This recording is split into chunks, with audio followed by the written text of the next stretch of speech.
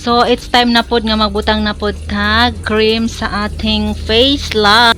So, ang ating whitening, moisturizing, and nourishing. So, 60 ml siya, guys. So, nakakasmooth talaga siya ng skin, kaya favorite ko to.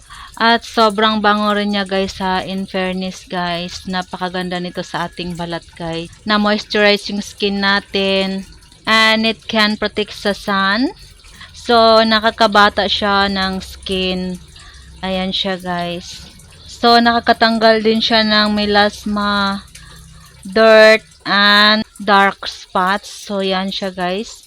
So, maglalight talaga ang ating skin nito, guys. Ayan siya, ang ating cream. Ang ating sunscreen cream ay maroon siyang SPF 90++++.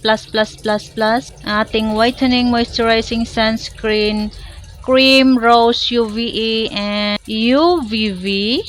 Whitening moisturizing and nourishing 60 ml LBLS. So, nakaka-protect siya sa sun. So, kailangan talaga natin maglagay ng ganito, guys, kasi para hindi masira yung skin natin. Ayan.